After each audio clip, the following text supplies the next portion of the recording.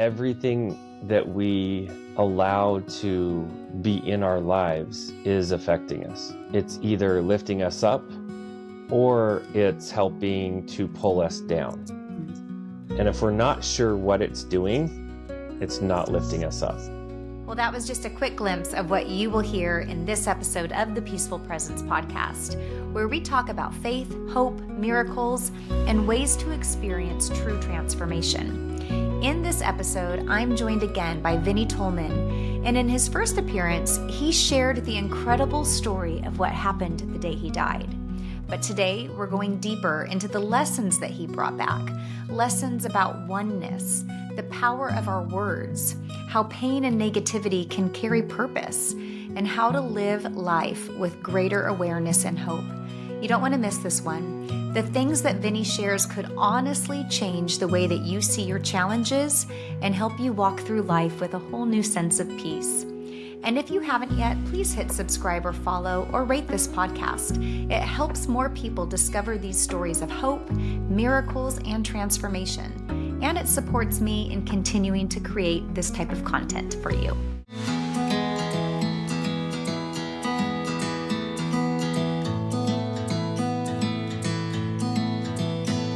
It is such an honor to welcome back for the second time to my show, Vinney Tolman. Vinney, your story has stayed with me in such a deep way. Your near-death experience is really one of the most detailed and transformative that I've ever heard. And for those listening, if you didn't catch Vinney's first episode where he shares his full story, I'll be sure to drop the link in the description. And it's definitely one of the most captivating that I've heard. But your story has impacted me so much that I just wanted to keep learning more. So then after talking with you personally a couple times, I joined one of your Living God's Light small groups with Wendy. And we walked through your book titled The Light After Death, chapter by chapter. And I'm just excited to continue this conversation with you today and dive deeper based on your book and what you returned here to teach. So welcome back to the show, Vinney. Absolutely. I love this. I love being able to go out there and share my experience because the experience itself, it has had a profound effect on me, obviously, but it continues to have that effect even this many years later. It's still affecting me, and I'm still even learning new things about my experience day after day. So it's a beautiful thing. It continues with me. Yeah. Well, I can speak to that too personally, just because I heard your story first before I even had you on the first time. And then I learned from you, listening to you. Then I partook in that group and continued to learn more. So it kind of evolves as you study it more, or maybe as we become more aware. And then we just learn at a deeper level each time, perhaps. Yeah, it's got to be that it's kind of like a good book, a good movie, or even, Holy Scriptures. When you are looking for certain things and you're studying those things, you pick out certain aspects, and later on in life, you pick out totally different aspects when you're seeing things in a different way. Yeah. And I feel that there's a big part of that, I listen to my own experience, and this seems kind of silly, but I'll listen to my own experience on my Audible because it will help me stay in alignment with my own personal life, to remind me why I do what I do, and to attune my life back towards what I experienced in that experience. So no, I think that totally makes sense. Well, speaking of your book, chapter 12 really spoke to me, and that chapter is titled Avoid Negative Influences. And I think it spoke to me because, we live in this world that is it's full of negative influences, and many of which I don't think people even realize are negative. And so I'm just hoping that through this conversation today, that the listeners become more aware of what is shaping their thoughts and what they're bringing into fruition in their own lives, and maybe give them a fresh perspective on how to protect themselves and really stay aligned with God and goodness and the oneness that we really are. So maybe we could start with chapter 12. I'd love to hear you talk Awesome. about it and why you think that many of us maybe miss the fact that there's these certain influences around us that are actually negative. Well, the hard part for us to understand is that everything that we allow to be in our lives is affecting us. It's either lifting us up or it's helping to pull us down. Mhm. And if we're not sure what it's doing, it's not lifting us up. Because if something truly lifts you up and raises your love frequency, raises your connection with source, you don't even have to think about it. You know it, you feel it, right? Right. And, just existing is not happiness. And let me restate that. Just existing is not happiness. And there are a lot of people every single day, they're waking up and existing. They're not finding any happiness. And the reason they're not is everything they're consuming, from their food to their entertainment to their music, it's subsistence entertainment. It's subsistence music. It's not lift you up or connect you to source type energy, right? But we can eat different foods. We can watch different shows. We can listen to different music. And if we choose the right way, the right path with that, we can actually align ourselves to a much higher state of being. And we can wake up excited to be alive. We can wake up excited to take our first breath of consciousness when we wake up.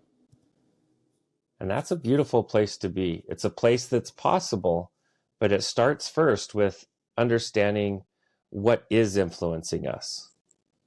And I think Right. that's where that chapter 12 starts, is what is influencing you. How does that play into happiness? So, like you said, just existing doesn't mean that you're happy.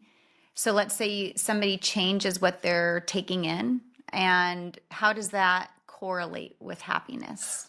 Well, I'll give you a perfect example with what I do for a living. I'm a healer and I'm a life coach both. So I help people heal from stuff energetically. I help them release it, but then I also coach them through their life and help them uh, with individuality, what works for them, right? Now, in that process, I've had clients that are also friends that have what the world would think is the most happiness you can have. Mm. That means that they have so much money they could do anything they want for the rest of their life and never run out of money. And when you're working with someone like that, you would think, oh, they must be the happiest person in the world. But money truly doesn't buy you happiness, Mm. because a lot of them are the most miserable people, because when someone becomes a friend with them, they are thinking, oh, they're just going to try to get something out of me. With people that are wealthy like that, you would think that they would be the happiest in the world because they have so many resources at their fingertips, Right. but they aren't. But I will tell you, you take somebody at no matter what their income level is and start changing how they breathe. That's the paramount. Change how you breathe. When you're depressed or you're sad, you breathe shallowly. And when you're happy and you're feeling fulfilled, you take long, deep breaths. So first off, change your breathing right away. But the next thing you want to change is what you do in your hour of power. What you put in the first 30 minutes when you wake up and the last 30 minutes before you go to bed, what you're putting in that space, that is going to be who you are. Mm-hmm. So if you're putting entertainment there, then you are a sponge for entertainment. And I've never heard someone say they want to be a sponge for entertainment. It's not a life goal, but it is what a lot of people become. Now, Yeah. if you're putting news there or sports there, you're a sponge for news. And news is dark energy. It just is. People don't report the good things, they report all the bad things. And why? Because when they're reporting the bad things, you don't change the channel. And when you're reporting the good things, they walk out of the room. Why is that? So they want, it's the survival mechanism inside of us. It's the same energy that makes us want to look at a car accident when we drive by it. We Mhm. want to learn from the harm that happens to others, and we think that that's going to help keep our body safe. So we're naturally intrigued by harm and damage and trauma in the world. And it is our survival energy inside of our body that makes us want to watch it, though. Um, yeah. Well, it's funny because so my question would be, well, where is the opposite of that? Where is the really good, like I would almost say the supernatural stories, because the everyday stuff, it's not going to engage us probably either way. But when I hear stories like yours, that pulls at me. So does somebody like you now that has maybe a heightened conscious now, do you see good that pulls at you, or do you still struggle with some of this too? I see what I look for. Hmm. So if I look for good, I find good. If I look for bad, I will find bad. Yeah. And so what I do is I consciously choose. I want to look for good in my daily behaviors, in my daily aspirations. In fact, I'll wake up every day and say, what's the good that I'm going to see today? And sometimes that's good I'm creating. Sometimes that's good that I'm attracting. But I do start my first thoughts with, what is the good that I want to inject into the world today? And just having that thought alone changes you. Hmm. It changes your outcome. It changes uh, what you're going to find in this life. It Yeah. does. It's a beautiful thing. Yeah. Imagine if everybody woke up asking themselves that question. It's funny because my audience has probably heard this so many times, but I went through a 2-year journey with my sister, and she had cancer, and during that time, like I wanted to take in nothing that was negative. I wanted to hear miracle stories. I wanted good news. And I used to fall asleep every night listening to Dateline. And, it's usually a murder, between a husband and a wife. And I would never finish the episode. And so I would always the next night have to start it all over again and like replay. And just to think that that was constantly how I fell asleep. And during that 2 years, I just couldn't do it anymore. And since then, she passed. But even since then, I'm like, I can't go back to that. It really does change you. And it really, if it happens to be on the TV and I've like clicked on it, I'm like, I'm not even interested in that anymore. And it's just funny how it used to pull at me, and I had to, figure out the mystery every time. And so maybe that's why that chapter really spoke to me, because I personally walked through how what we pay attention to really becomes what we attract, what we think about, what we want to be around. And I know in your book, you talked a lot about the news. We started to touch on it a little bit. And I just think that that is, when I was growing up, you had the 5 o'clock news. Now you have news 24/7. Everybody's, getting notifications on their phone. And I know one of the things your experience was 20 years ago, and technology, you were warned, was something that was going to be kind of a double-edged sword. And this is probably one of the ways that it impacts us negatively. But with people being so addicted, to the news, in your book, you teach that that really divides us. And it's, the news, it's politics, it's religion, this constant need to point out what's wrong with the other group divides us. And this constant, I think of my kids in social media, this constant scrolling that's keeping them in this comparison state. It's really unhealthy. And I think so many of us, myself included, we can get caught up in that. And maybe you can talk about that and how that's really being destructive for us. It is. It's really sad in our world. We all want an extraordinary life, but we want to be able to live ordinarily. That's And right. it just doesn't work. It doesn't work. If we want an extraordinary life, we have to be extraordinary. Now, we don't have to go out and reinvent things or create great, content or inventions or produce a bunch of great stuff for the world. But what we can do is we can revolutionize the little things that we're not doing now. And, news is one of those. We can turn it off. We don't have to watch it. I've never heard someone say, I'm so glad I watched the news.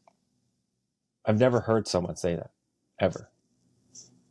But I have heard someone say, I'm so glad I read that book. I'm so glad I meditated that day, or I did my breath work. I'm so glad I ate clean. I'm so glad I went running. I'm so glad I discovered how to take care of my body. I'm so glad that I slept well. Mhm. I've never heard someone say, I'm so glad I watched the news. Because it doesn't give us positive, it gives us all negative energy. What do you say to people that say, "Oh, I have to be, in the know, or I have to know what's going on, or have that perspective So of." my follow-up to them is, are you in politics? Do you work in government? Do you work in making policy or changing laws? If you don't, then you know what? Then learn positively about the laws you want to change, but don't go and listen to the news, because here's what the news is doing, is it's casting victim nets. And eventually that net is going to loop you in and you're going to be some kind of victim.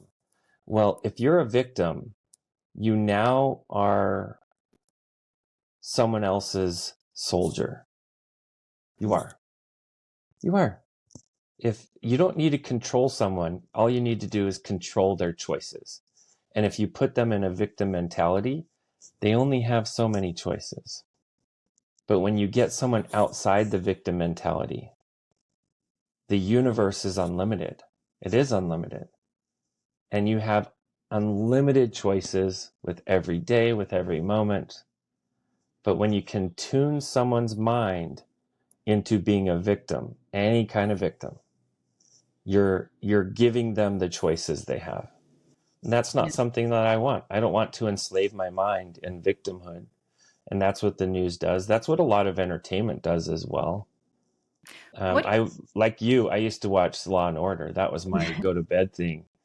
And after my wife's, I don't know, maybe 20th nightmare about having something harmful done to her, um, I realized, hey, I need to turn that off. I need to start program. I need to take my experience and apply it to my own life. Mhm. So, it was only months after I had my experience, I was still watching Law and Order at night. And no diss on Law and Order. It's a great show. But what I didn't realize is I was programming my mind and my frequency to be, combating criminal activity or being some kind of victim. And that neither one did I like. Uh, in this life, I have clients and friends that are real SVU and Law and Order type clients. That's what they do for a living. And I help them release and let go of the trauma that they've built up on themselves. Mhm. I help them do it for themselves. Like, I don't actually do it. I show them how to release that themselves. And it allows them to honor and conquer what they've done their whole life. And that's the real detectives and, homicide detectives, special victims detectives that have been out there serving the public for, you know, 30, 20, 30 years. So it's a beautiful thing when you realize that we are the masters of our own reality. Yeah. We create with our thoughts. And if we are constantly watching news or entertainment that keeps us in a low thought vibration or frequency, then that's what we're going to attract. Just plain and Mhm. simple, that's what we're going to attract. Yeah.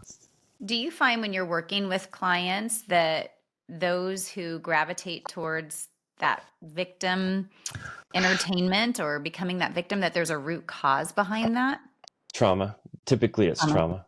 Yeah. Mm, yeah. And it's kind of like if you can see problems that are worse than the ones in your closet, then life must be okay. Yeah. But my goal is to help you open your own closet, air out those mothballs, get that trauma out of the closet, allow it to be healed, not removed, healed. And there's a Mhm. big difference. Removing trauma is to convince the brain that it didn't happen, but healing it is helping the individual find out why it happened. In the soul contract, aspect of existence, why it happened, what were the silver linings on the cloud, and then starting to get yourself in a place where you're thanking God or deity or the universe for the traumas that were, because they helped make you who you are now. Right. Yeah.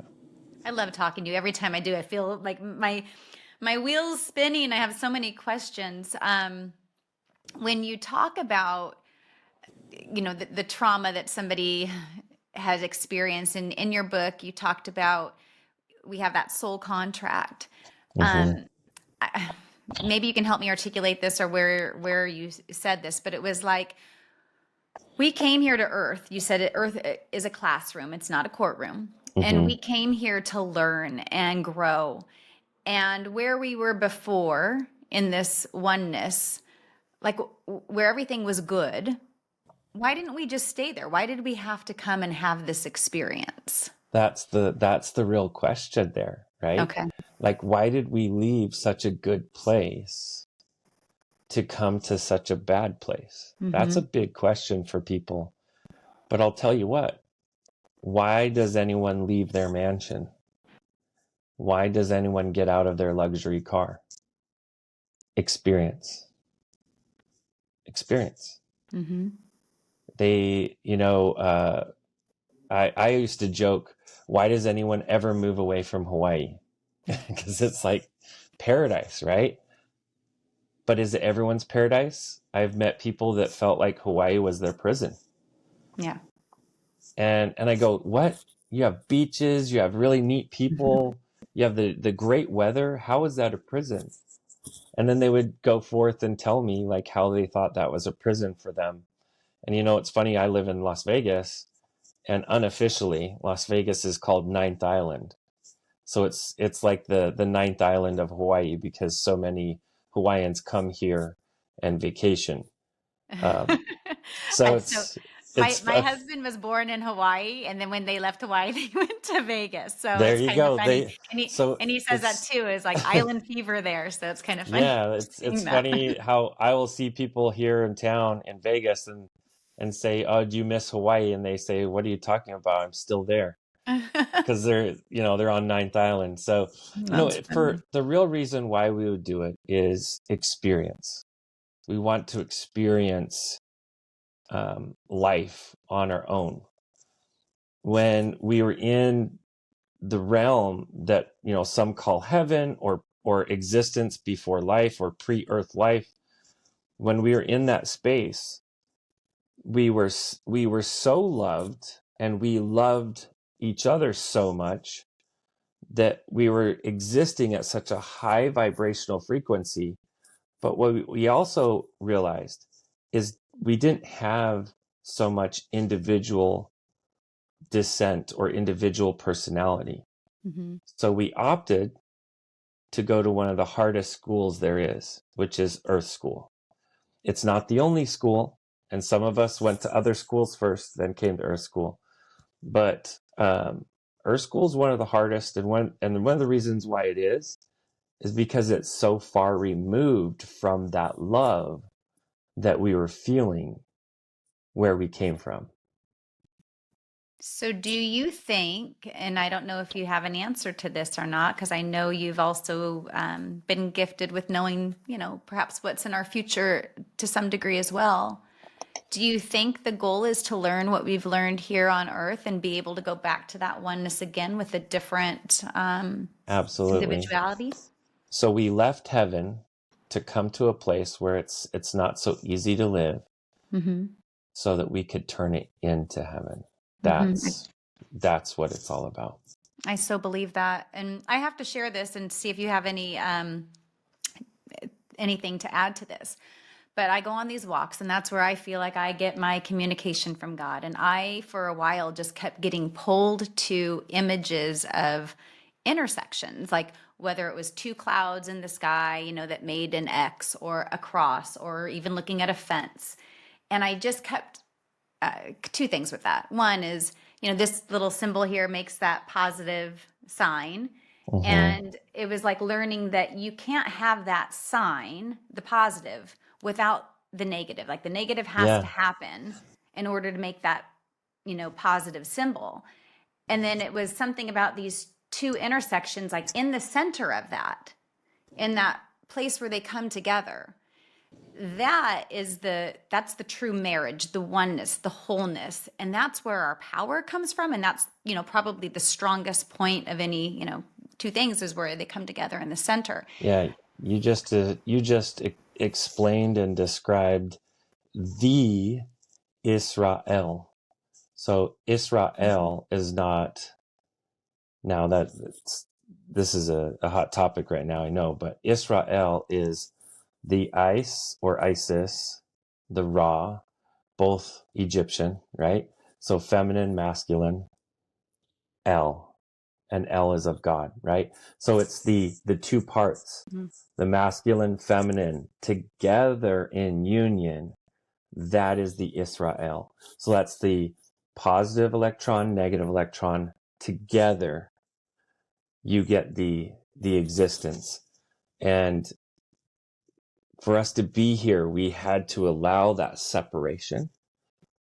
We had to allow that divine allocation, that separation, for us to come here to reunify, to find that the God we thought we had to go outside of ourselves to find has always been inside.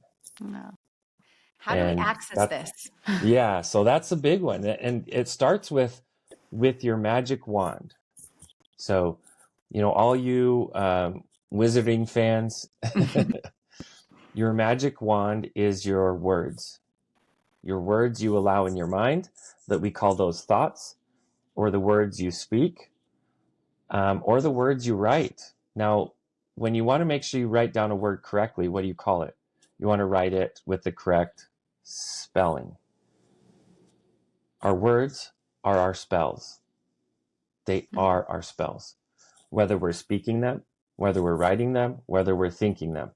It's our words that allow us to begin that process of recognizing that divinity is inside of us, that our superheroes are inside of us. We don't need a bunch of superheroes outside of us, because if we think our superheroes are outside of us, we're always going to be looking to the next leader, Mhm. the next, government leader, the next societal leader or pop culture leader. We think they bring us what we're missing. Right. And then we get them and we realize, no, they're just as broken as everybody else. And we have to become our own superheroes. We do. I And love that. if we become our own superheroes, we realize that the universe is unlimited. And it starts with our thoughts. Okay. Yeah. So when you say words, I could just start saying words. I mean, it has to go a little deeper than that, right? Like what's the what's the It magic? starts with the words. Okay. Um, let me give you a perfect example. Um, create a little party. Imagine you're creating a little party for a child. We both have kids, so we understand this. You're creating a party for your child, but you hang up a bunch of words that are really mean and vulgar and kind of gross. What's the feeling going to be at that party? It's not going to be very good. And in fact, Yeah. there may be going to be some fights, maybe some altercations. Yeah. Now, let's restart that and create the party using only loving words, loving energy in building this party. Mm-hmm. All of a sudden, you're getting great interactions. People are showing up that might not have shown up. You're getting a completely different experience, but all you did was change the words. Mm-hmm. Our minds are the same way. So we have to realize that when our mind is constantly cycling negative words, that is opportunity to reprogram, Mm-hmm. opportunity to grow. So here, let's do this as an exercise for your audience, okay? This is a really, really powerful exercise. For some people, if they are in pain right now, this will remove their pain. Okay? I'm very serious. This is like crazy, and this is something that Spirit gave me years ago. I want you to close your eyes. I want you to imagine a huge spotlight is shining on your body. You could visualize it above your head, behind you, in front of you, to the side of you, it doesn't matter. I'm going to visualize for me a beautiful spotlight shining above my head, shining on me. Now, this spotlight is love. And then I want you to say 3 things out loud. The first one is I want you to say, I'm okay with this. You want me to say it? Mm-hmm. Yep. I'm okay with this. We'll say it one more time as if we believe it. I'm okay with this. I'm okay with this. I am loved. I am loved. I am safe. I am safe. Take a couple deep breaths.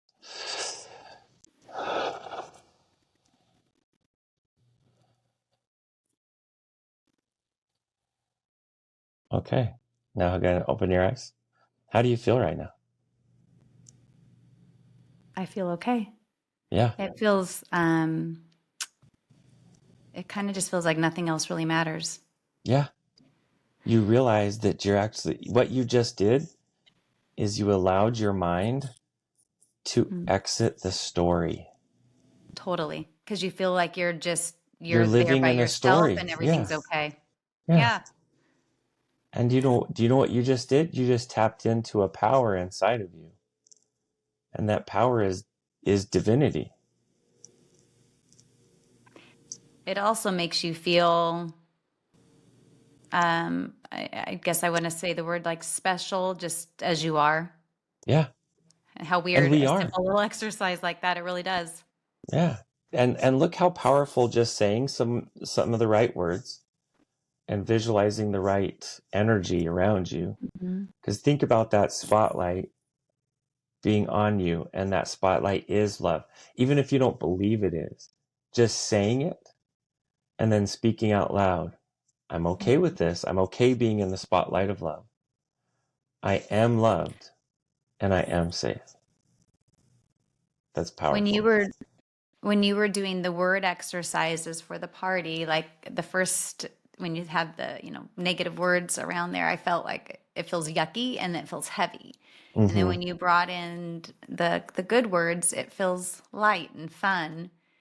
And again, going on my walks, I looked at this crane one time that was out in our neighborhood, and I'm probably weird to most of the people listening, but I'm like, what's it? I felt like there was a message coming through with this crane, and at the top of the crane, it stands very tall, and then there's the cable wire, and then there was this anchor at the bottom of it. And it was like, we want to be at that light, elevated frequency, so to say, up at Mm-hmm. the top. And the way we get there is we like drop that heaviness of that anchor. I mean, I'm probably not saying it very well, but even with just doing that exercise, it's like a lightness. Yeah. It brings a lightness.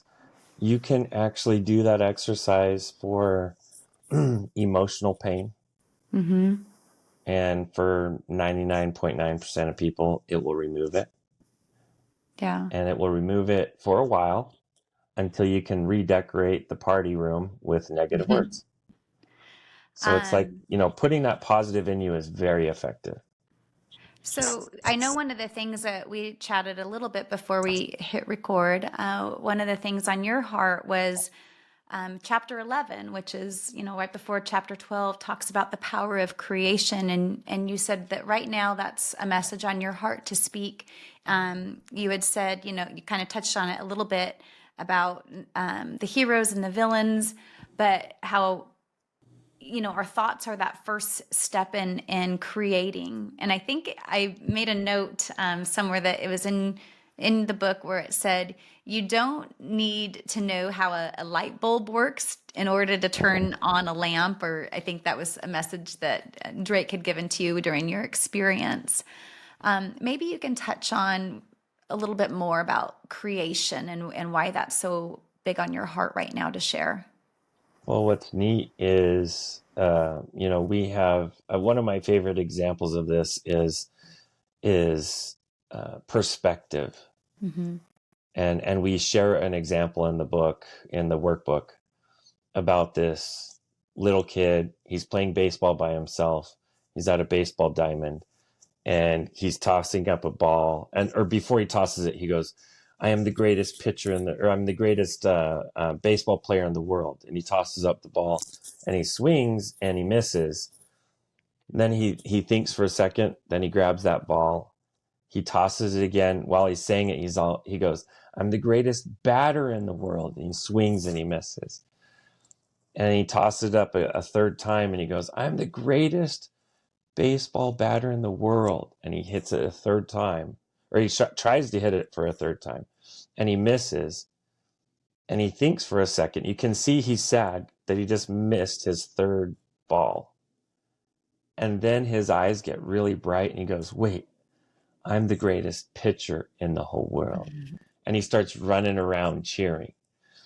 Like, we have to realize Yeah. that life here isn't so much about the destination, it's about the journey and the paradigm while on the journey, Mm-hmm.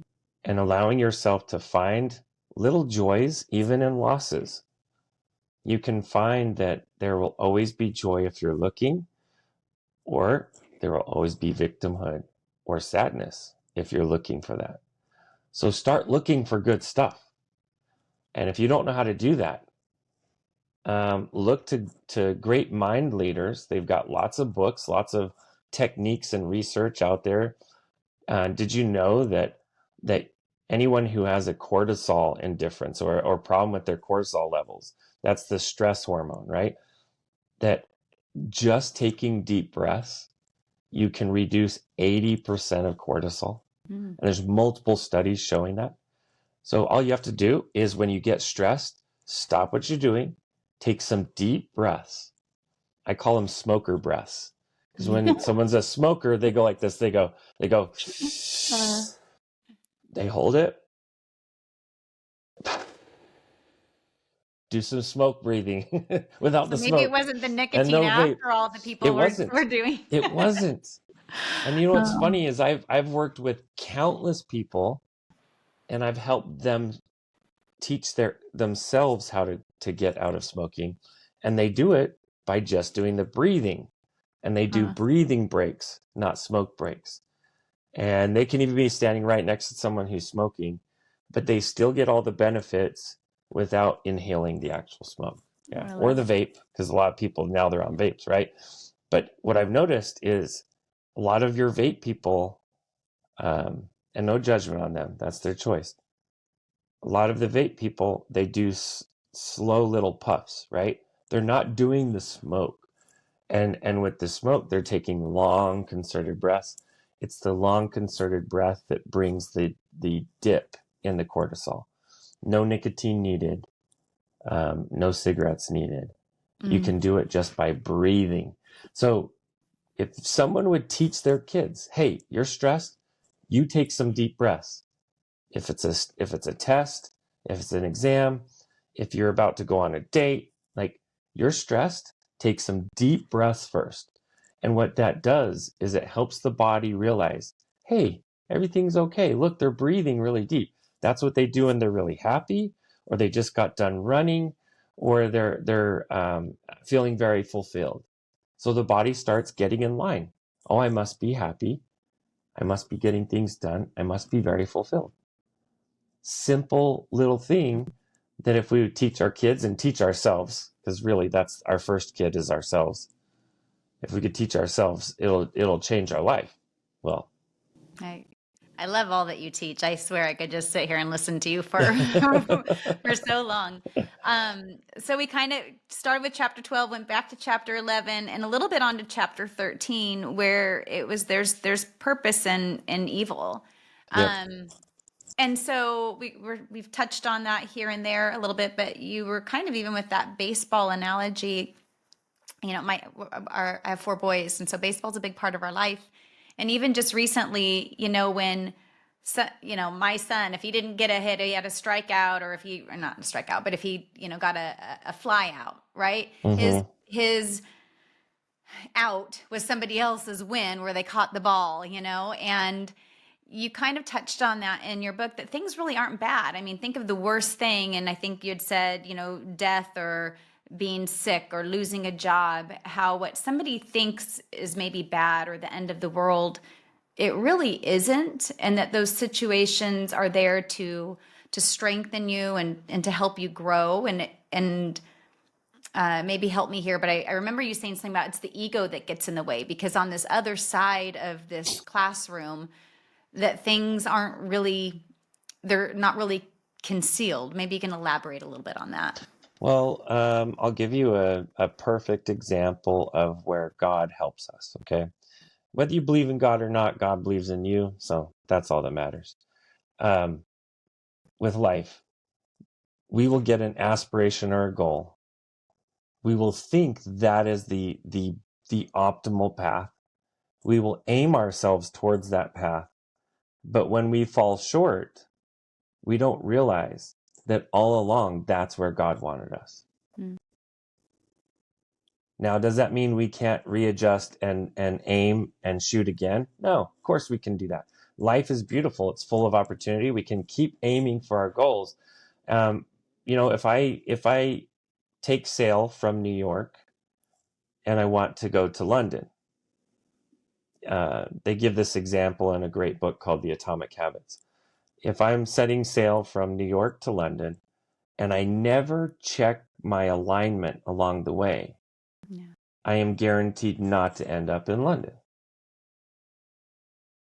Won't happen, right? So you have to constantly make these micro adjustments to hit your goals. Well, sometimes there's an adjustment you can't make, and you weren't meant to land in London. You were meant to land somewhere else, right? Mm-hmm. If you made all the adjustments you could, and you still didn't make the goal that you set, there's a lesson and a gift in accepting the results and using those results to fuel you for tomorrow, to make you level up and challenge yourself for the next opportunity. But what you don't do is despair yourself for what is. So I deal with people all the time where they have cut themselves off from their own family because of their behavior. And they say that, so-and-so did this to me, and so-and-so did this to me, so-and-so did this. And now they're just completely cut off from any family. And then they go, but I'm so alone. I'm so alone. I wish I had someone. And I'm like, wait a second. You're saying you can't be around any family because of what they did to you. And then you're saying, but I'm so lonely. Well, family is an easy solution to not being lonely. And in those cases, you have to understand, unless you have a time machine and you can go back and repeat something, if you don't have that, you need to start loving what did happen and move forward, building forward new relationships, even with people you have in your own family that you've had your whole life. And maybe doing that light exercise to alleviate any pain that they might have felt. Take a couple deep breaths before you say anything. Mm-hmm. And if you're going to say something mean, take a lot of deep breaths, calm your energy, and then turn it from mean to constructive, but loving constructive, which is very different than mean. And in doing so, you don't push away people. You're building those new bridges. Essentially, what I'm getting at is, I had a very rough upbringing with, everybody has imperfect parents. Some of us have parents that were villains, true villains. And, being raised in that environment where there was a real villain in my life, I could look back at that and hate the villain. Or I could look at the life I have now and thank the villain for being an ingredient to help make this possible. Right. And that's what I do. I am so grateful for every mean, bad, or hard person I ever had to deal with growing up, because it made me who I am now. And I don't want to ever change that, because I'm grateful for who I am. I think that's easier to say though once you've had some perspective on it. So how does It somebody does take perspective, though. You do have to allow the trauma to start showing up in the rearview mirror. If it's still on the front windscreen, yeah, we've got to move you down the road a little bit with some breath, some living, and some succeeding.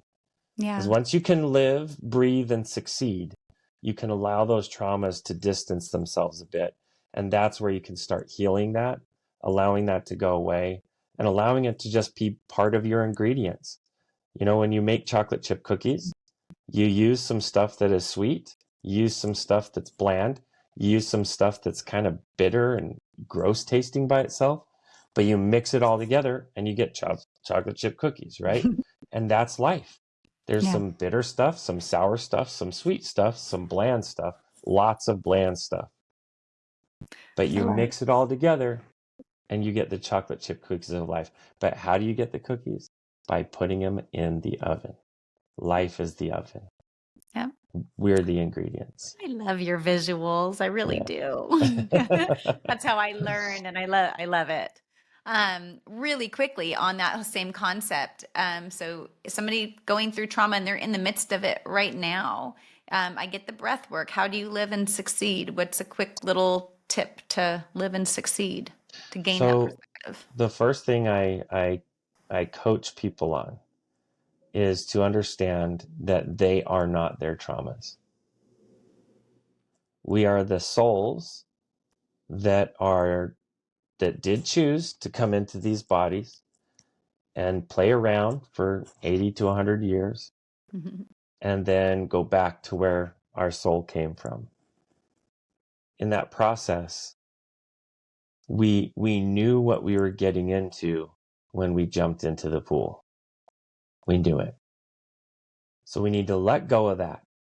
We need to let go of, I can't believe this happened. I can't believe I chose this. I can't believe. No, we need to let go of that and say, you know what? We knew what we were getting into. And somewhere hidden in all of that, there is a blessing. There's something we're going to learn, or we have learned. And we need to focus on that. I'll tell you what, a really bad parent tends to create kids that turn into adults that are really good parents, because they don't want to be like their parents, right? And it's really neat. Go find some of the best parents you know and ask them and say, did you have not such a good parent when you were little? And they're like, yeah, how did you know? It's because you're making up for a lot over here. And I'm one of those, I had a really good parent and a really bad parent, both in my family. And so I got to see both sides of that. And I choose every day to be the dad, or be the version of a dad that I didn't necessarily find as a kid ever. And I love that. I love that I get to be this equalization in the force of life, where I'm now coming forward, stepping forward as trying to be as good of a dad as possible, right? But I fall short all the time. Yeah. But I don't also get after myself and get all sad about it. I love that I get to learn while I'm trying to be a good dad. I love that. Mm-hmm. Now, I don't just resolve myself that I am good or bad or indifferent as a dad. I see every day, every week as a new opportunity to learn new ways I could be a good dad. Does that make sense? Like we have to resolve ourselves that everything happens for a reason. Don't be sad when big doors close because a bigger door is opening behind you. Mm-hmm. All you have to do is turn around. Yeah, it's what I hear you saying without saying the word is like keeping that little sparkle of hope within you. And I Mm-hmm. know, through doing your activity, you did that yin yang symbol, and it was like when the dark symbol, like when you're going through something bad, there's still that little speck of light that's in there, and to kind of focus there. And I mean, a lot of even, I don't know, did you ever hear of The Secret, which was really popular way back when? Yeah, I love that. I love that whole thing. I love the books. Um, it synchronizes with my experience as far as my understanding of the law of attraction and Yeah. bringing good things. The one thing it didn't really specify is we're human. Like Mm-hmm. we're having this human experience, and the human part of us is depressed and doesn't want to do deep breathing. It wants to live safe and lazy and never go out. That's what the Mm-hmm. human wants, right? It wants to preserve the humanness. But the funny thing is, if you always listen to your human, you're going to be super unhealthy and you're never going to leave your house and you'll probably die really young. Mm-hmm. But why that's all programmed into the human of us is our humanness, our physical nature, our body nature. It used to have to survive in an environment that was really harsh. So it was always trying to keep the body safe and keep it from overexerting or overdoing and extending the life back then. But now it shortens the life to listen to the body. Yeah. And so, being in that space where the body, if you listen to that body, it's going to make you fall short. You can overcome that with your ability to accept your body as what it is, and you can help it stretch. You can help Mm-hmm. it get out and do the things that it's probably like your walks, right? Your walks, you might not want to always go on them, but you know you need them because Right. your body feels so good afterwards. So you kind of force yourself to get out there and go do it. Yeah, And five minutes in, you're like, I'm glad I went on this walk, right? completely. Yeah. Yeah, it's like just focusing on, like kind of going to your message, what you're focusing on grows, and Yep. kind of, and I What like it. you what you look for, you will find. Yeah. And I If like you the look word for stretch. problems, you'll find them. Yeah. Hmm. In still staying on chapter 13, there was something that I also made note of. And I think this would be something that there's people out there that feel this way. And I mean, it's a natural, I mean, I've had people ask me this, and it's just a question that is, I think, a natural one to ask. And it was you when you were having your experience and you were remembering your uncle. And that I think you said your uncle was an atheist and used to Hmm. say, how could a good and loving God allow for pain and suffering in the world, allow things to happen to innocent Yeah, people, innocent, children? good people. Yeah. Yeah. I'm sure that's just a very normal question that a lot of people want to know. What was your answer to that? So the really beautiful thing is for him, he was right. Like, he's focused on just this life, just this world, and he thinks, how could there be a God that allows those things to happen? Hmm. And what Drake, my guide in my experience, helped me do is he helped me zoom out and see that all of this trauma that we're thinking is happening, it's somewhat of an illusion. And it's an illusion that is allowed for the soul so that it can experience growth and experience what it wants to experience. But it's all being done through a protective layer of love. Mm. Oh, I It's kind of like going to a playground where you could never get hurt. Mhm. But in that playground, there's fights, there's murders, there's like bad stuff happening. But you take on a certain protection just going there that that can't harm you long term, and that you're allowing that at a certain level for soul progress. Because for us to have free agency, it has to be all of us have it, not just the good, not just the bad. We need to all have it. And to restrict that agency even a little is a principle of restricting it all. So if God is going to say, yeah, you can go down there, but you all have to play safe. You can't take any chances. You can't be mean to each other. If we were going to go that route, we wouldn't have left where we were, because that's what we had. We already had complete safety in existence before we came to Earth. But we came to Earth, to the muddy sandbox of Earth, to build and to experience and to learn how to love. That's what we're here for. And in doing that, yes, we get dirty, but God's a really good cleaner. And that love can clean us off in a second. And I'll give you a perfect example. For 13 years of my life, I experienced extreme trauma for 13 years. 13, 14 years. And I carried that trauma on me everywhere I went in my teens. And as I got into my 20s, I would let that trauma come out on other men. Someone would do something mean around me, and I would just knock them out, literally. Just confront them and hit them. And that was not a good thing, right? I'm glad I didn't know you back then. Yeah. In fact, I have this line across my head from headbutting someone so hard, it opened my head up. Oh my gosh. And that was the old Vinney. That was pre-dead Vinney. And I am a very different person now. But I was a rough guy and had a lot of rough energy in me that I was just waiting for the right person to dump it all on. But what I noticed is when I would dump it on someone, it would make me feel better for a minute. But then I'd come back to being even worse off, because now I felt a little guilty because I had hurt someone who probably didn't deserve it. Even though they were being a jerk, they didn't deserve that. They weren't the one abusing me. But yet I was putting that energy on them, right? And I went through all this really harsh life, including being a bad guy once in a while with dealing with jerks. Then I die and I get to the other side. And in that process of getting to the other side, I had to be cleansed of everything that happened on earth.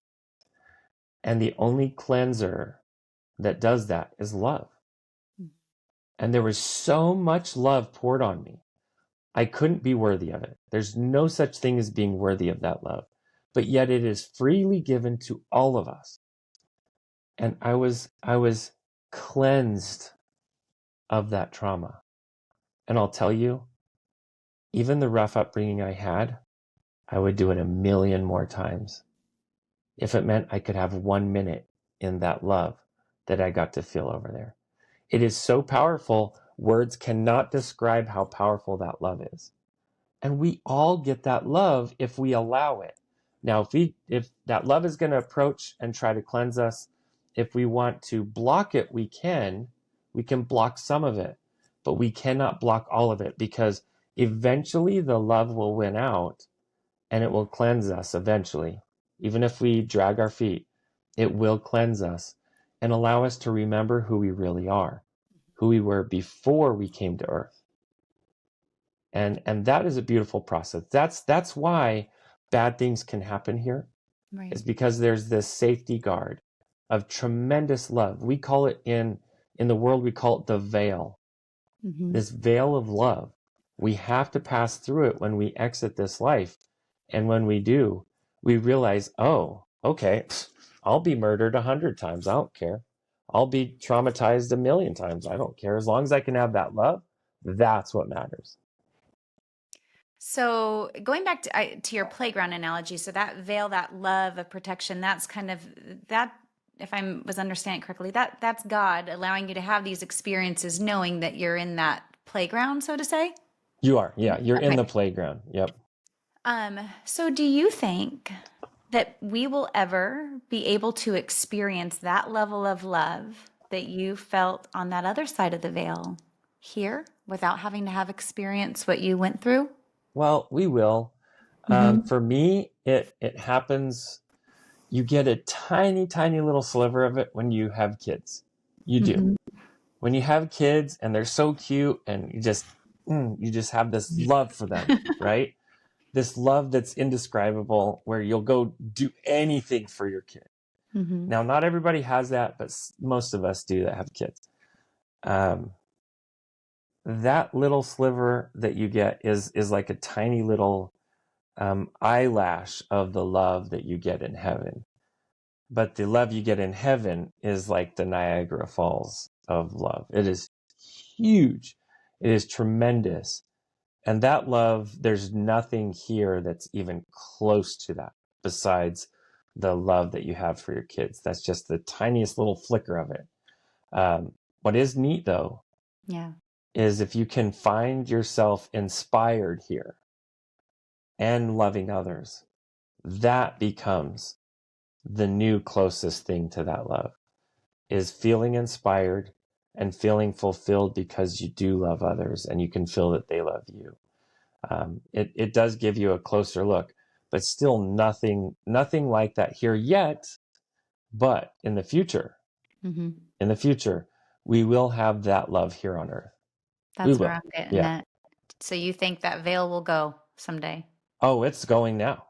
I think so It's too. it's it's thinner now than it's ever been, and it's not because of my age. It's not because of my journey.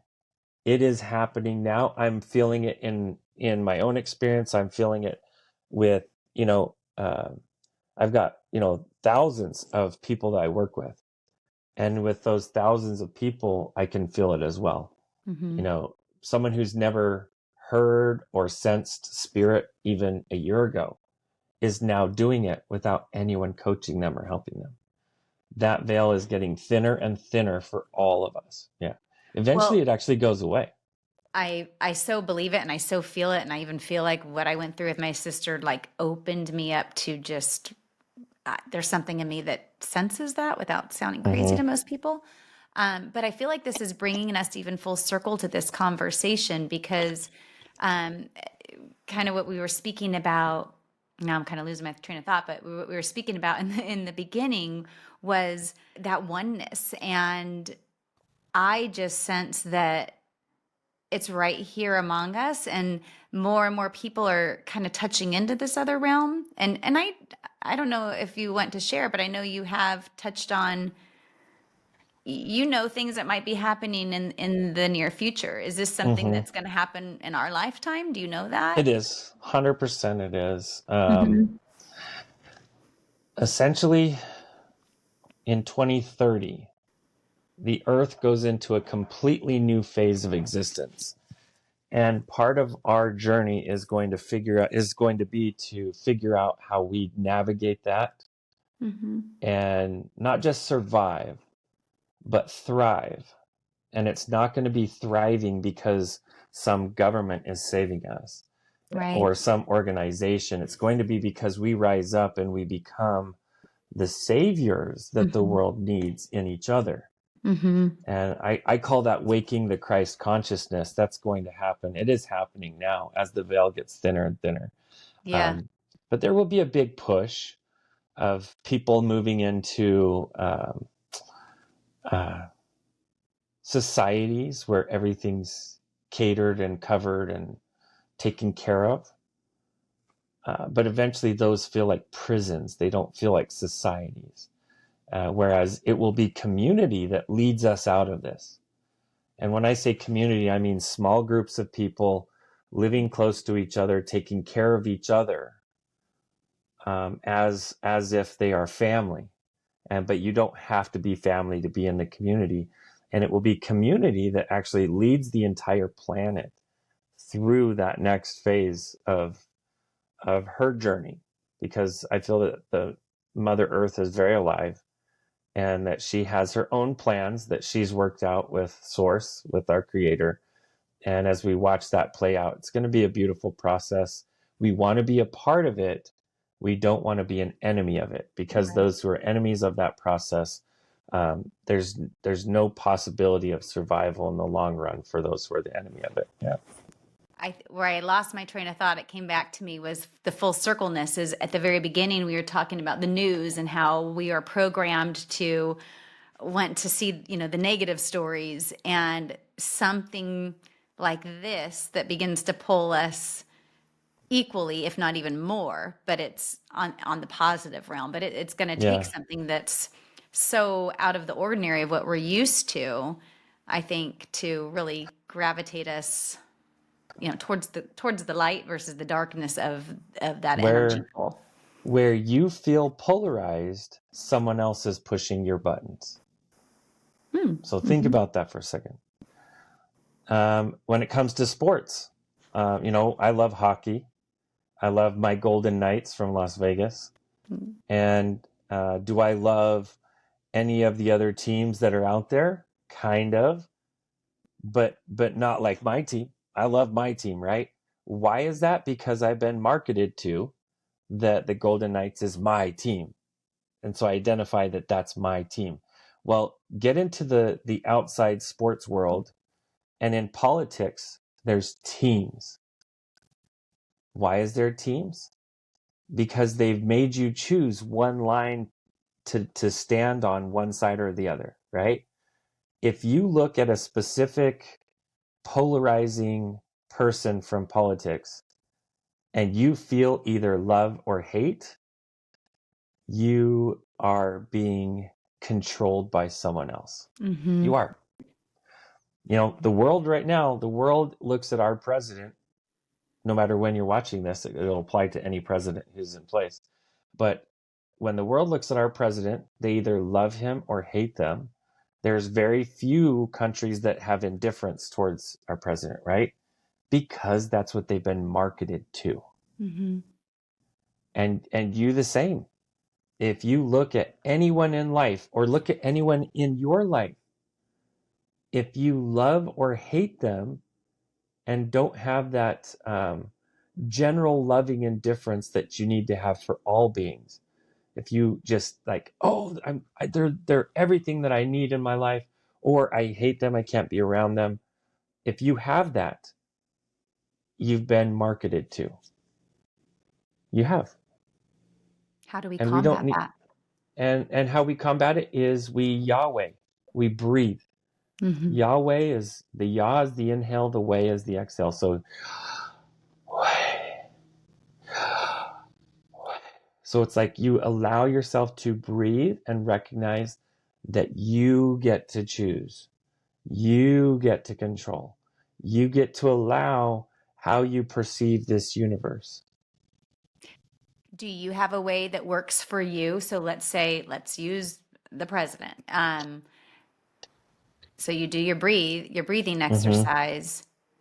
Do you just, I kind of say, like, I get out of my head and out of the thoughts and kind of stay aligned. But do you have an exercise that you do when there's somebody in your life that What I you like find to yourself? do is when working with people, and even working with myself, when working with other people and they tell me who their villains are, because Mhm. everyone has villains in their life, right? I tell them, I go, let's aim higher with our viewing. Let's look higher. What really are they? Oh, they're another soul inside of a body trying to figure this life out, right? They're another kid at the playground. That's all they are. Yeah. And we might pretend that they're a hero or a villain, but that's us pretending, Mhm. not necessarily them. I love how you explain. And what I love is we can step back and say, well, I don't love what they do, Hmm.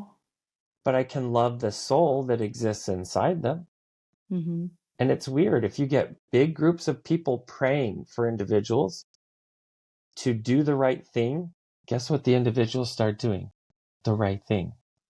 Right. They do.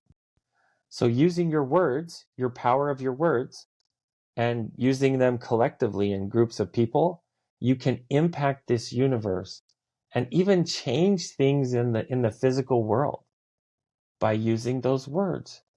But you need a community working to collectively and aiming that loving nudge to bring the higher elements out of that person. And it Yeah. will happen. I love all of this. Do I have time to ask you about two other quick things in your book Sure. that are not related, but maybe they are? This one probably is. I would love for you to touch on when you had your experience again, that you had a life review. And that hit me hard when I heard you sharing it, because it really made me think, like, I really want to be a good person, because, people are, I'll relive this again in the form of how I made somebody else feel. Can you just touch on that, and maybe for anyone listening today, what that experience was like and the Well, message you feel? the funny thing is sometimes I'll do something in life, and as soon as I get done with it, I have this thought like, oh no, I'm going to see that It's in my coming life back to review. haunt I me. know I am. And so I will take that as a challenge. You know what? I'm going to make sure I do something really nice for them. I'm going to go out of my way, or, I do see it as an opportunity, as I have an awareness Hmm. that I didn't do something the best I could. I use that as an opportunity to challenge myself to do it better next time, but to also recompense, to go out and go out of my way to make things better, so that that is made up. Um, a big part of the life review is we see everything through unconditional love, though. We do. Right. And unconditional love is very grace filled. It is. I mean, look at the way your 2-year old is, or your 18-month-old is, as they're trying to walk or take their steps of growth. As you see that happening, they fall down, right? But you don't think, oh no, they fell down. Like, you think, oh, isn't that cute? I hope they pick themselves back up. Hmm. But when it happens to the child, they're like, ah, they like cry, right? Right. So sometimes what we think our big mistake is that it's our moment to cry, it's our moment to like be sad. That's okay. From the eternal perspective, we're going to see it as, oh, that little toddler just fell down. Like, the worst things we've done in this life look like that to us Hmm. in the soul. Comforting. Because That's comforting. what we don't realize is our soul is eternal. Think about that. Eternal. That means our soul was living for millions of years Mhm. before this, and it will live for millions of years after this, because we're eternal. There's no end to our soul. But what's crazy to me is we think that we're all in on 80 years on Earth, and that's what the whole universe is. Yeah. It's such a microcosm to the macrocosm of existence. Yeah. So being when you had the life review, just for people listening, I love how you say if you still catch yourself doing something, that you'll fix it and take care of it. Yeah. But you had an experience where you got to see things play out and how it made other people feel from their perspective. Like, you Yep. were able to take that on, and like you said, it was in a non-judgmental way. It was in a learning But I way. But did feel I Mhm. co-experienced my own behavior. So when I was doing something that wasn't nice, Mhm. or dishonest even, and it hurt someone, I actually felt the hurt that they felt. And Yeah. so there's going to be some people during life review, they're going to be like, ah, get me out of this, Yeah. because they've been going around hurting people, right? Now, everybody's hurt someone, everybody. But at the same right, everybody has inspired someone, either through positive inspiration as example or negative. Hmm. But, go out there and live your life trying to inspire and create the good moments, because if you put negative energy into someone around you, there will be a point where you have to experience what they did. Hmm.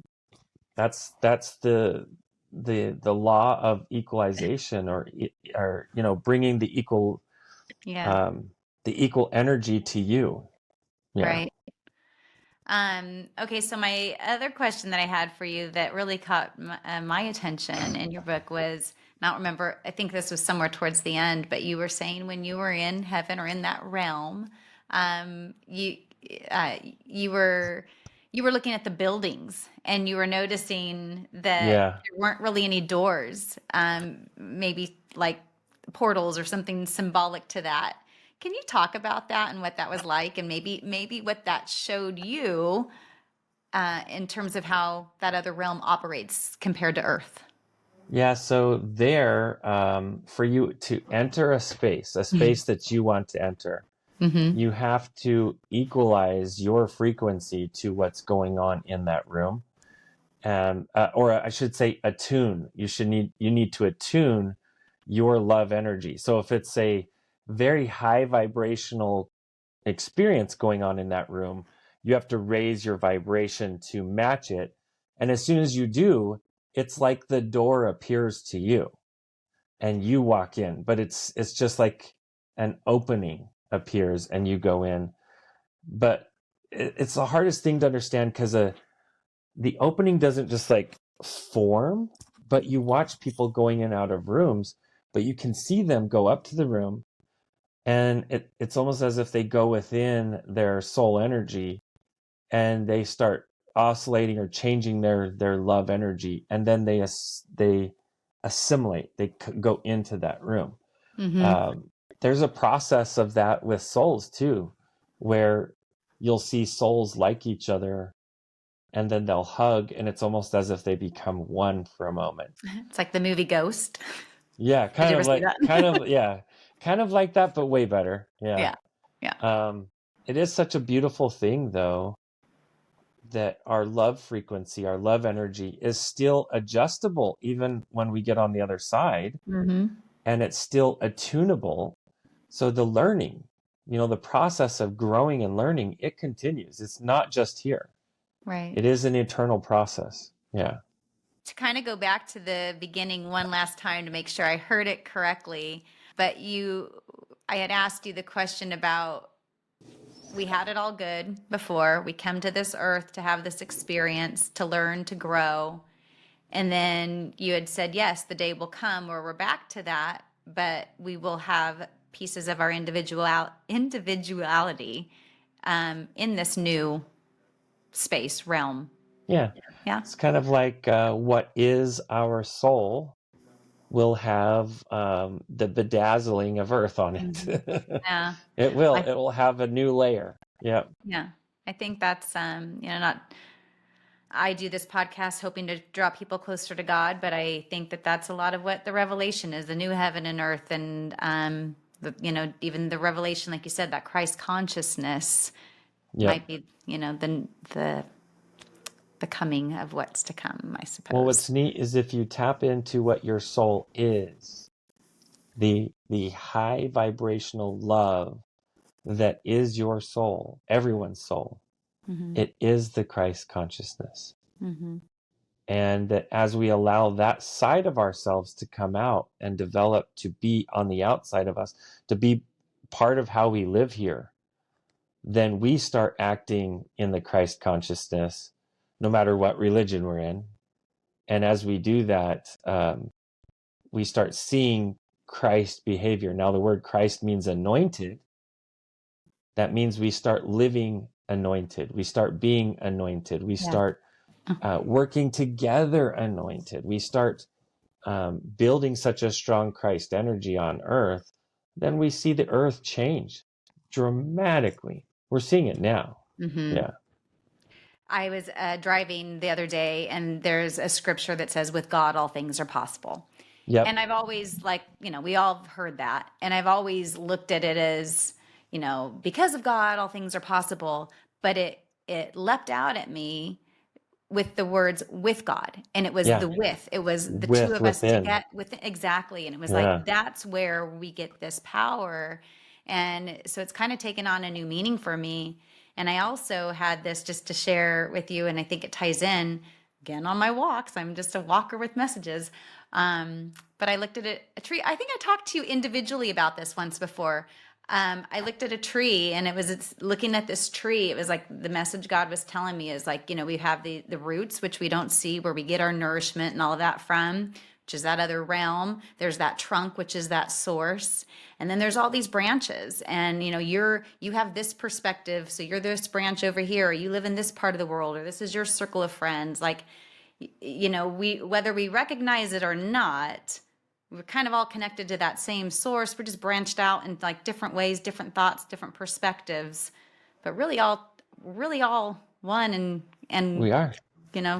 combined. We're all fractals of light Mm-hmm. in the discotheque of God. We are. Yeah, I like We're that. we're all these we're all these parts of one whole, and that Right. whole is source. Yeah. And the better we realize that, the better we realize that when we hurt someone else, we're only hurting ourselves. When we love someone else, we're loving ourselves. When we serve someone else, we're serving ourselves. Yep. Yeah. The true message. Thank you for your time today. Where can people go to learn more about you? You teach. I love learning from you. So anybody else that's listening that wants to learn from you, learn more about you, learn about the conferences, where can they go? So they can go to my nonprofit. It's livinggodslight.org. Mm-hmm. And through that email list, we send out all announcements. Just lots of really neat stuff. I do coaching myself. I do speaking to large groups. I teach people how to heal themselves. Our body is amazing. Our soul is unlimited. And helping the soul learn how to work with this body is very, very powerful. So that's what I love doing, and that's what I do every day. It's my dream that I get to live this life and do this. Well, and you do it very well. I think going back also to the beginning where you talked about happiness, and it's like you're walking in what you were created for, and Yeah. it shows. So Thank you. yeah. Thank you for having me. No, thank you. I appreciate you being here. Well, thank you so much for tuning in today. And I hope that Vinney's insights encouraged you and gave you fresh perspective. If you haven't yet heard his first episode where he shares the incredible story of his near-death experience and what happened on the day he died, I encourage you to go back and listen to that one as well. I'll make sure to put a link in the show notes. And again, if you haven't, please take a moment to subscribe or follow. Your support helps spread these messages of faith and hope and transformation to others who need them. Have a great day, everyone.